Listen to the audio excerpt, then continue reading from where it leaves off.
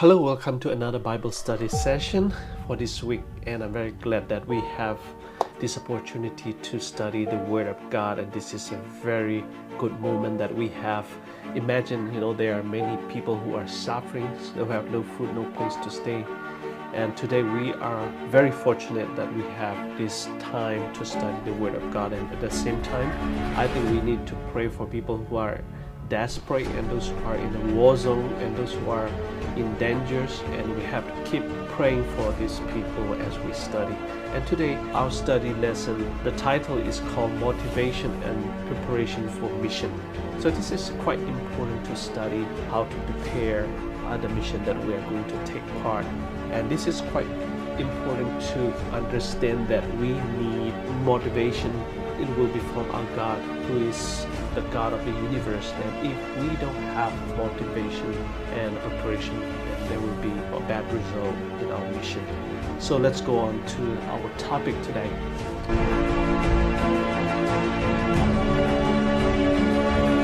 Before I go on, I would like to read a scripture reading. It is found in Luke chapter 24, verse 44.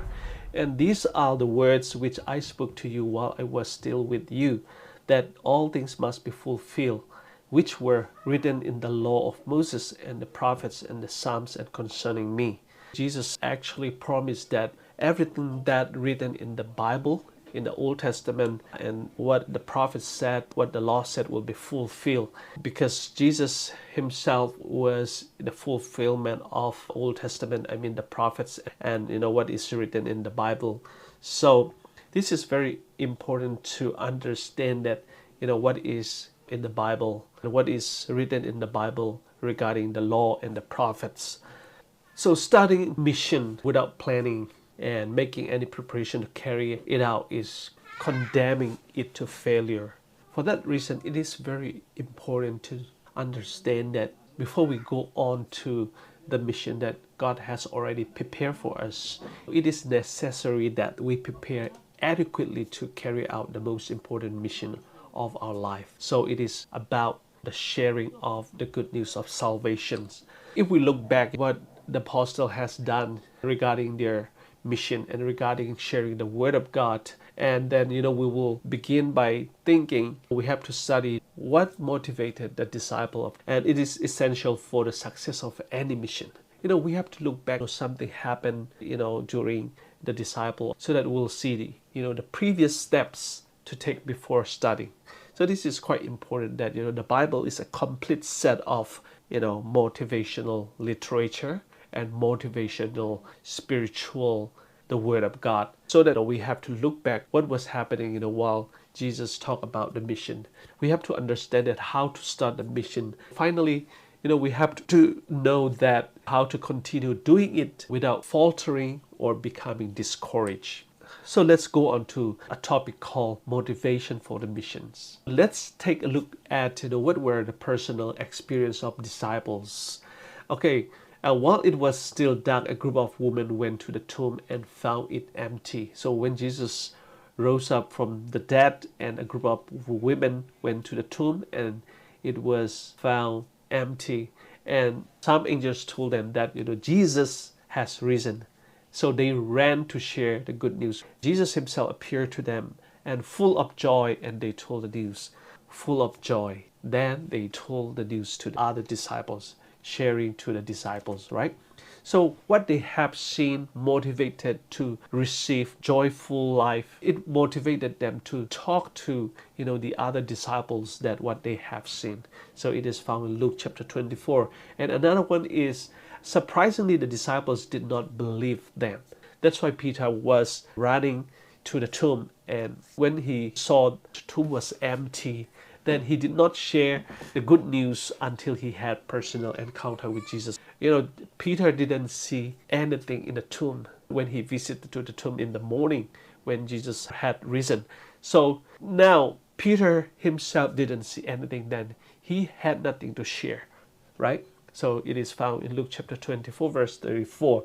So if you look at in Luke chapter 24, 30 to 33, then two other disciples ran from Emmaus to Jerusalem to tell that they had an encounter with resurrected Jesus Christ. Finally, the disciples believed when they saw Jesus in person, right? That's when they had something to talk about, the risen Jesus Christ in Luke chapter 24:36. So Jesus entrusted them with the mission. Until then, they were not prepared to carry out.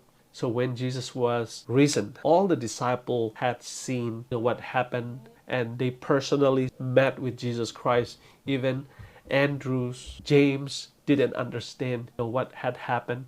And finally, Jesus appeared. And the first time, even Philip didn't understand what had happened. When the disciple talked about Jesus Christ, then Philip didn't believe it. Then Jesus appeared before Philip, and Philip even touched the hand of Jesus Christ. When he saw everything on Jesus Christ, then he started to believe. That's when, he started to share the word of God. So what was the element that motivated all of them to share the gospel with others? The answer would be a personal experience with Jesus Christ. So this is quite important for us today, that if we haven't had personal relationship, personal experience with Jesus Christ, then we would not have nothing to share, right? So we have to encounter with Jesus Christ, and then we will have something to share what we have experienced, like the disciple of Jesus Christ. So our personal experience with Jesus is what motivates us to tell others what he has done for us. It is quite important to understand what is written in the Bible. So we must have a biblical foundation, like a prophetic foundation. So Luke chapter 24 verse 44 says, "These are the words that I spoke to you while I was still with you, that everything must be fulfilled that is written about me in the law of Moses, in the prophets, and in the Psalms." When the resurrected Jesus appeared before the disciple, and they went from fear to joy, and finally they believed. But although personal experience is extremely important, Jesus was not satisfied with this, and it led them to a scant experience, not based on feeling but on reason and the knowledge of the prophetic word of God. It means the disciple of Jesus Christ have experienced Jesus Christ, right? They saw Jesus was crucified, and they saw Jesus was buried, and they saw Jesus had risen from the tomb. But Jesus wasn't satisfied with this, because Jesus actually wanted the disciple to understand that what were the foundation of, what are the prophetic foundation. It is actually written in the Bible. So many people would say, their personal experience, what they have experienced. And, it is very sad to say that I have heard somebody talk about he went to heaven and he came back from heaven. It's like, near death, right? He was dead and he died and he went to heaven, and then, he came back to life, and he talked about, what had happened while he was dying, right? So this kind of experience must be very dangerous, because it is not based on the biblical foundation or prophetic foundation. So in this way, our personal experience is complemented by a deep knowledge of the Bible, especially of the prophecies. It is written in 2 Peter 1:19. So this knowledge can only be achieved when Jesus opens our understanding. I have heard many people have been talking about what they have experienced without references from the Bible. They just talk. What they had experienced. So this kind of experience would be very dangerous without the foundation of the Bible. So through the Old and New Testament, we can see how God announced historical events and how they were fulfilled, especially those related to the birth and life, death, and resurrection of Jesus Christ, right? So it means we have to study the whole Bible, what had happened. So when you talk about your personal relationship or personal experience, when you talk about how you encounter with Jesus Christ, you have to have this knowledge, this experience based on the Bible, the truth. So by studying the prophecies, we can see how history has developed as it was announced in the Bible.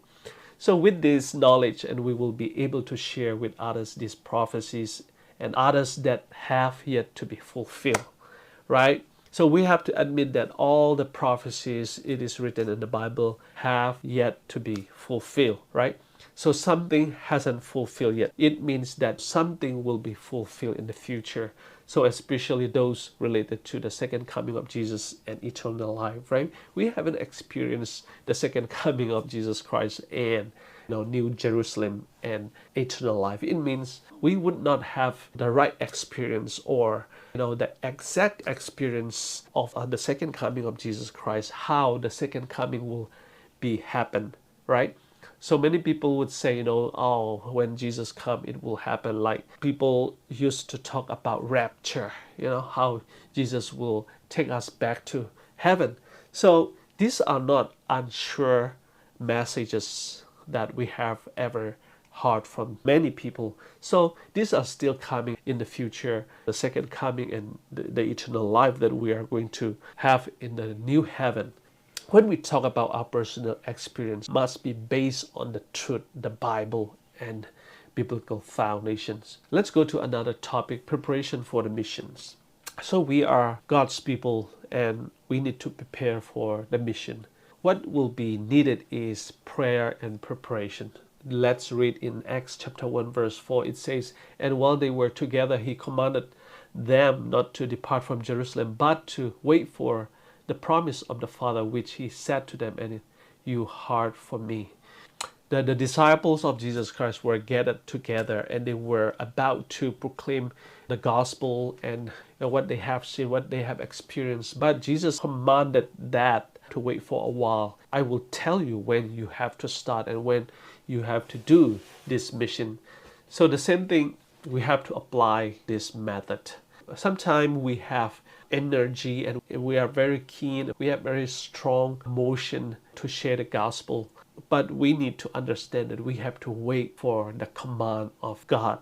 And if you haven't heard Jesus talk to you, how you have this conviction, what kind of conviction do you have? You have to listen to a small voice from the Holy Spirit so that you will be clear enough to do the mission.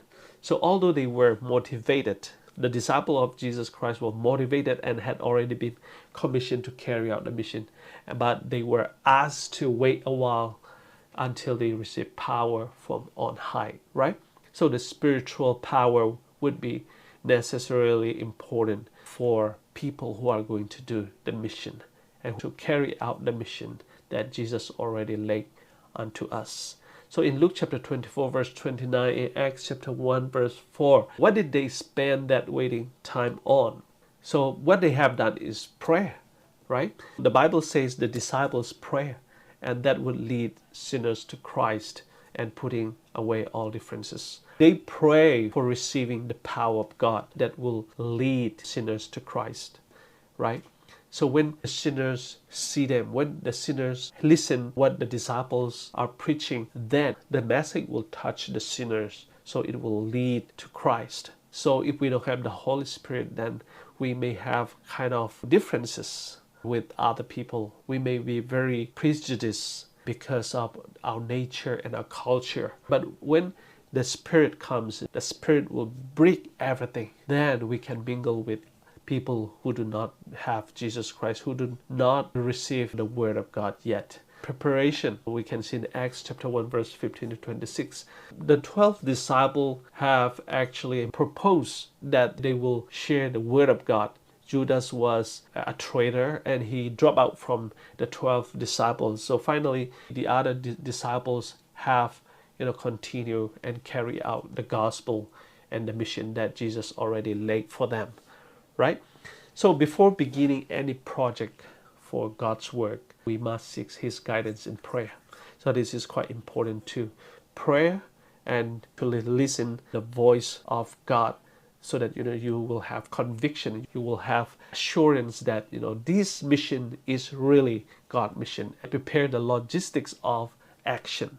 You must have a plan before you go on. And if you look at this age, then the budget, you have to draw what will be necessary to do this mission, who will carry out each part. There will be a preacher, there will be a person who will do the media, and there will be a singer, and there will be a videographer. Many people have to take part in their parts, right? So only one man can't do like the time of Jesus Christ, of the time of Abraham. These days, in these modern days, many things is necessary, right? When you are going to organize an evangelistic meeting or like seminar or conference, then you can just go and preach, right? You need many things to be prepared before you go on. So who will carry out each part? This is quite important. So it means preparation is very solid way to overcome all the difficulties and to have success. So how will we get the sources? So this is quite important too. The sources, right? You need money and you need qualified people and professionals to do and to organize an evangelistic meeting or a seminar or conferences, right? So you have to prepare. Before you do the preparation, you have to pray enough to go on for preparations. So another topic we have is unanimous activity. So it is found in Acts chapter 2 verse 4. All of them were filled with the Holy Spirit and began to speak in other tongues as the Spirit enabled them. Here it says all of them were filled with the Holy Spirit. Jesus actually asked the disciple to wait for the Holy Spirit and to wait for the command. When they were filled with the Holy Spirit, then they had to start preaching the gospel. So they were filled with the Holy Spirit and they start speaking in tongues. It means when they were filled with the Holy Spirit, when they speak in their language, the other nationalities hear in their own languages. So this is a very clear concept that we have in this Bible. And so the preparation was over. Right now we are going to mission. So it means we have already prepared and the time for action arrived. The disciples were acted unanimously and everyone received gifts of the Holy Spirit, right? They used their gifts to talk about Jesus, faced with criticism. So when you work for the Lord, this is quite sure that you are going to face criticisms. Jesus was presented to the people and they were accused of having crucified him, and they were also assured that they could receive forgiveness. There was a call to repent. Many people accept Jesus Christ, and finally we all have part to play in the mission, right? So to do this, and each one is endowed with the gifts that the Spirit considers necessary. So in this way, the entire church unanimously proclaims the same message. It is Jesus has the power to save vilest sinner. So we have to look for the sinners, right? We don't need to look for a person who is filled with the Holy Spirit or who are saints. This is not what God asked to look for. But the Bible says we are looking for the sinners, who are sinners, right? So that we can proclaim the message of salvation, the message of love, the message of grace that Jesus already told us to proclaim to the world, right? So by introducing Jesus Christ, we allow the Holy Spirit to act on the heart of each person who listens and giving them the opportunity to repent and accept Jesus Christ. The acceptance and the repentance of a sinner is the work of God. If you are a preacher, you can't work on this. Make your decision to preach because you have a conviction and because the Holy Spirit told you that you are going to preach the word of God and you are going for a mission of God. That's what you can do. You could do preparation and prayer and logistic, everything, and you can pray. You can pray for and you can plan for, and you laid out all the outline of your topics, and that's what you can do. But a person who will accept Jesus and who will repent his sins will be the work of our God, the work of the Holy Spirit, right? So that's what we have to be very clear. So continue without decline. So there will be hindrances and there will be criticism and there will be many difficulties you are going to face when you are on the mission. But you have to continue without decline, continue without delay, continue without sad, right? Acts chapter 2 verse 42, it says, they devoted themselves to the apostles' teaching and to fellowship, to the breaking of bread and to prayer. So after people were repented and after people were forgiven and they started to accept the love of Jesus Christ, the grace of Jesus, and they accepted the salvation, then they were part of the disciple and they participate in breaking the bread and prayer. So what happened was that the disciple had worked what they could do, right? They preach and they speak in other tongues. It means when the Holy Spirit was with them, the Holy Spirit worked on their language. And when they speak in Aramaic, the other people, the Judea and Samaritan and the other Canaanite, they hear in their languages. So in a single day, the church added 3,000 new members. It was when Peter preached the gospel, right? You can find in Acts chapter 2, verse 41. So should they stop preaching and minister to new members? Should they stop serving new members and continue preaching? So the solution included both aspects. So attention to new members, it means when you have members, when people were converted into believers, and your attention to new member, you have to teach doctrine and communion, and you have to ask them to participate in the breaking of bread, the Holy Supper, and prayer. You have to invite them in the prayer group. So this is how you have your attention to new members. Preaching the gospel would be continue on. So everyone gathered in the temple of the Jews, not in a Christian church, to testify about Jesus. So they interacted with the entire town and earning their favor. The disciples were preaching very hard. They were enthusiastically preaching, and the Holy Spirit, as Jesus promised, the Holy Spirit were with them, and so they were very motivated. And so when they preach, many people were converted, and they accepted Jesus Christ as their personal Savior, right?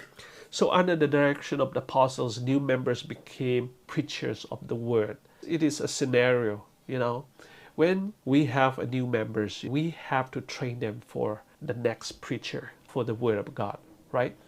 So that when they preach, there will be more members added. Actually, Jesus asked all the disciples, reach many people and make them disciple of Jesus Christ, right? That's what Jesus asked them. Not just to let them listen the word of God, every single day and every week. This is not what new members' responsibility. So we have to train them to do the mission and to preach the gospel. So when they really committed their life to Jesus, they will show enthusiastic. They will be very keen to share the word of God, like the disciples of Jesus Christ. And every day the Lord added the group, those who were being saved. There will be many people who will participate in sharing the word of God. So this is what Jesus commanded us. We have to make people preachers. We have to train them to be a preacher, to be a missionary. So this is the responsibility of pastors and leaders around the world. Not just you to preach the word of God. This is necessarily important to train other people to be a preacher. This is what Jesus asked us to do, so that there will be more people will be added in our church. So this is quite important. Doing the mission of God, carry out the mission of God is very important for us to do. To sum up our topic today, we are actually motivated by God because we have become His children. We were motivated by the Holy Spirit. We are going to preparation for missions. So there are many things we have to prepare spiritually, financially, by planning ahead of evangelistic meetings and to do step by step, right? That's why Jesus asked the disciple, wait for the time He commanded them to do. That's why the disciples were waiting for the Holy Spirit. When the Holy Spirit come, they were ready enough to preach the gospel. That's why today we are God's children. Now God asks us to do this mission.